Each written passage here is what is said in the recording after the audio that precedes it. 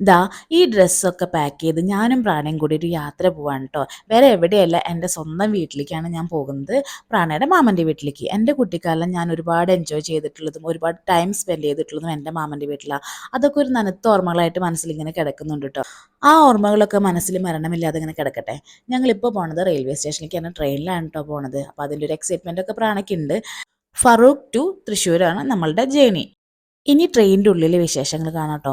ഞങ്ങൾ ട്രെയിനിൽ കയറുന്ന സമയത്ത് നല്ല തിരക്കായിരുന്നു. എനിക്ക് സീറ്റൊന്നും കിട്ടില്ല. എൻ്റെ ജീവിതത്തിൽ ആദ്യമായിട്ടാണെന്ന് തോന്നുന്നു ഏറനാട് എക്സ്പ്രസ്സിൽ കയറിയിട്ട് എനിക്ക് സീറ്റ് കിട്ടാതിരിക്കുന്നത്. പ്രാണനെ പിന്നെ ഞാൻ സേഫായിട്ട് ഇതാ ബർത്തിലൊക്കെ കയറ്റിയിരുത്തി. പിന്നെ കുറച്ച് കഴിഞ്ഞപ്പോൾ നല്ല വിശപ്പുണ്ടെന്ന് പറഞ്ഞപ്പോൾ 2 ഉഴുന്ന് വടയൊക്കെ മേടിച്ച് കൊടുത്തു. പിന്നെ ഞങ്ങളുടെ ചെറിയ യാത്രകളിൽ ഞാനും പ്രാണയും മാത്രമാണെങ്കിൽ എന്നെ സോപ്പ് ഇട്ടിട്ട് മേടിച്ച് കുടിക്കുന്ന ഈ ഒരു സാധനം അവളുടെ ഫേവറേറ്റ് ആണ്. പ്രവി ഉണ്ടെങ്കിൽ അധികവും സമ്മതിക്കില്ല. അങ്ങനെ അതൊക്കെ മേടിച്ച് കുടിച്ച് ഞങ്ങളിങ്ങനെ യാത്ര തുടരാണ് കേട്ടോ. പ്രാണയ്ക്ക് ബോറടിക്കുന്നുണ്ടെന്ന് പറഞ്ഞപ്പോൾ ഒരു നോട്ട് ബുക്കൊക്കെ ഞാൻ കയ്യിൽ കരുതിയിട്ടുണ്ടായിരുന്നു, അതുപോലെ തന്നെ കളർ ബുക്കൊക്കെ. അങ്ങനെ ഞങ്ങൾ കുറച്ച് സമയം SOS കളിച്ചു. അതിലൊരു കോളം പിക്ക് ചെയ്തതിൻ്റെ ഒരു എക്സ്പ്രഷൻ ഇപ്പോൾ കാണാം കേട്ടോ. എനിക്ക് കിട്ടിയില്ല എന്നും പറഞ്ഞിട്ട്. അങ്ങനെ അതൊക്കെ കഴിഞ്ഞ് ഞങ്ങളിങ്ങനെ പതുക്കെ പോയിക്കൊണ്ടിരിക്കുന്ന സമയത്ത് പതുക്കെ തന്നെ പോകുന്നുണ്ടായിരുന്നു കേട്ടോ. ഏറനാട് എക്സ്പ്രസ് ആണെന്ന് തോന്നുന്നു ഏറ്റവും സ്ലോ ആയിട്ടും ഒരുപാട് സ്ഥലത്ത് നിർത്തിയിട്ടും പോകുന്നത്. അങ്ങനെ നമ്മുടെ ഭാരതപ്പുഴയൊക്കെ കണ്ട് ഇങ്ങനെ എൻജോയ് ചെയ്തിട്ട് ഞങ്ങളിങ്ങനെ പോയിക്കൊണ്ടിരിക്കുകയാണ് കേട്ടോ. നല്ല ഭംഗിയുണ്ട് കാണാനായിട്ട്. അധികം വെള്ളമൊന്നുമില്ല. പക്ഷേ ഇവിടെ എത്തിക്കഴിഞ്ഞാൽ ഞാൻ എപ്പോഴും വിൻഡോ സീറ്റിൻ്റെ അടുത്തോ അല്ലെങ്കിൽ ഡോറിൻ്റെ അടുത്തോ വന്നിട്ട് ഇതൊക്കെ ഇങ്ങനെ കാണാറുണ്ട്. ഒരു ഒരു മനസ്സിന് വല്ലാത്തൊരു സുഖം തരുന്നൊരു കാര്യമാണെന്ന് തോന്നാറുണ്ട് എപ്പോഴും. പിന്നെ മാത്രമല്ല എൻ്റെ വീട് എത്താറായി എന്നുള്ളൊരു തോന്നലുണ്ട്. ഇത് കടന്നു കഴിഞ്ഞാൽ 1-2 സ്റ്റോപ്പ് കഴിഞ്ഞാൽ എൻ്റെ വീടെത്തും, അതായത് തൃശ്ശൂരെത്തും. അതിൻ്റെ ഒരു സമാധാനം.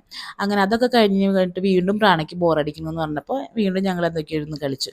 അങ്ങനെ അധികം വൈകാതെ തന്നെ ഞങ്ങൾ തൃശ്ശൂർ എത്തിയിട്ട്, തൃശ്ശൂർ അത്യാവശ്യം നല്ല റഷ് ഉണ്ടായിരുന്നു. പിന്നെ ഇവിടെ എത്തി ഈ എൻട്രൻസ് ഇങ്ങനെ കടന്നു പോകുമ്പോൾ വീണ്ടും മനസ്സിന് ഭയങ്കര സന്തോഷമാണ്. കാരണം സ്വന്തം നാട്ടിലെത്തുമ്പോൾ ഉണ്ടാകുന്ന ആ ഒരു മാനസിക സന്തോഷം അത് ഞാൻ ഇടയ്ക്കിടയ്ക്ക് അനുഭവിക്കാറുണ്ട്. അതായത് ഞാൻ ഇടയ്ക്കിടയ്ക്ക് ഇങ്ങനെ വരാറുണ്ട്. അങ്ങനെ എൻ്റെ സ്റ്റോപ്പിലെത്തി. ഇവിടെ രാവിലെ എൻ്റെ അനിയത്തി കൊടുത്തു വെച്ച വണ്ടിയുടെ ചാവി ഉണ്ടായിരുന്നു. അപ്പോൾ അതും വാങ്ങിയിട്ട് ആണ് ഞങ്ങൾ വീട്ടിലേക്ക് പോണത്. പ്രാണയ്ക്ക് കാറിൽ പോകുന്നതിനേക്കാളും ഇഷ്ടം ബൈക്കിൽ പോകുന്നുണ്ട്. അതിലൊരു സന്തോഷമാണ് ഈ കാണുന്നത്. അങ്ങനെ ഞങ്ങൾ പോയിക്കൊണ്ടിരിക്കുമ്പോൾ ഇവിടെ സെൻറ്ററിൽ പ്രാണയുടെ സ്വന്തം ഒരു കടയുണ്ട്. ഇവിടെ എത്തിക്കഴിഞ്ഞാൽ അവൾക്ക് ഇവിടെ വന്ന് ഒരുപാട് പൈസ ഇവർക്ക് കൊടുക്കണം എന്നുള്ളത് എന്താണെന്നറിയില്ല, അവളുടെ ഒരു സന്തോഷമാണ്. അങ്ങനെ വീട്ടിൽ നിന്ന് വരുമ്പോഴേ ഡീൽ ചെയ്തിട്ടുണ്ടായിരുന്നു ക്ലേ മേടിച്ച് കൊടുക്കണം. അങ്ങനെ ആ ക്ലേ ഇരിക്കുന്ന സ്ഥലം അവൾക്ക് ആദ്യം അറിയായിരുന്നു. അവിടെ പോയിട്ട് ക്ലേ സെലക്ട് ചെയ്യണമെന്നാണ് ഇപ്പോൾ ഈ കണ്ടുകൊണ്ടിരിക്കുന്നത്. ക്ലേ വാങ്ങിക്കഴിഞ്ഞപ്പോൾ അവൾക്ക് സ്റ്റിക്കർ വേണമെന്ന്. ഇതിങ്ങനെ വാങ്ങിയിട്ട് വീടിൻ്റെ ചുമരിലും അലമാരിയിലും ബുക്കിലും ഇനി വേണ്ട അവളെ മുഖത്തും അവളെ ഡ്രസ്സിലൊക്കെ വാങ്ങി ഒട്ടിക്കലാണ് ഇവളുടെ വേറൊരു ഹോബി. പിന്നെ ഞാൻ വിചാരിച്ചു അന്നവരനല്ലേ, അധികം പൈസയൊന്നും ഇല്ലല്ലോ, അപ്പോൾ അതും വാങ്ങിക്കൊടുത്ത് അങ്ങനെ ഞങ്ങൾ വീട്ടിലേക്ക് തിരിച്ച് പോവാണ് കേട്ടോ. ഈ വീഡിയോ എടുത്തിരുന്നത് പ്രാണയാണ് ട്ടോ. അതുകൊണ്ട് തന്നെ അവൾ വ്ളോഗ് ചെയ്തിട്ടാണ് എടുത്ത് തരുന്നത്. ഓക്കെ.